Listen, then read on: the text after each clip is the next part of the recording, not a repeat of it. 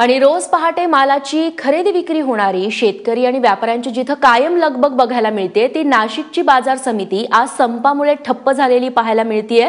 आज सकाळी सकाळी काय चित्र होतं या बाजार समितीमध्ये सांगतोय आमचा प्रतिनिधी सागर वैद्य। नाशिकच्या कृषी उत्पन्न बाजार समितीत सकाळी एरवी जिथे पाय ठेवायलाही जागा नसती ती संपूर्ण बाजार समिती आज ओस पडलेली होती। आपण चित्र बघू शकतोय पंचवटीतल्या कृषी उत्पन्न बाजार समितीत खरं तर सकाळची ही वेळ म्हणजे अत्यंत लगबगीची वेळ मानली जाते। नगर, धुळे, नाशिक या संपूर्ण जिल्ह्यातले भाजीपाला उत्पादन करणारे अनेक शेतकरी जे आहे ते या ठिकाणी येत असतात आणि हॉटेल चालक असतील किंवा इतर जे ठोक किरकोळ व्यापार करणारे जे दुकानदार आहेत ते या ठिकाणी शेतीचे माल विकत घेण्यासाठी मोठी गर्दी करत असतात।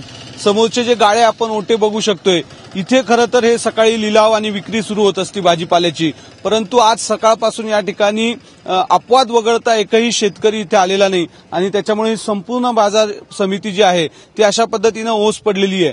खरं तर नाशिकच्या या बाजार समितीमध्ये कृषी माल येत असतो आणि त्यानंतर मुंबई, पुणे उपनगरांसह गुजरातमधल्याही काही भागांमध्ये भाजीपाला पाठवला जात असतो, परंतु आज या सगळ्या प्रक्रिया थांबलेल्या दिसत आहेत।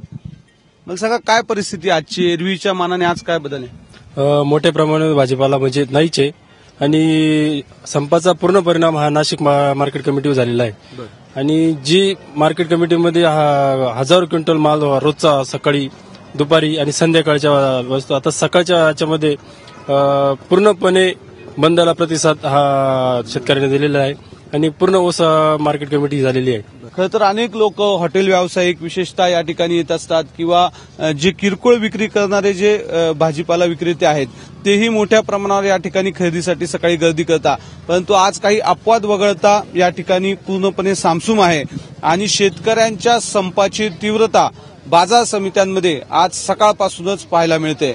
कॅमेरामन किरण कटारेसह सागर वैद्य, एबीपी माझा, नाशिक।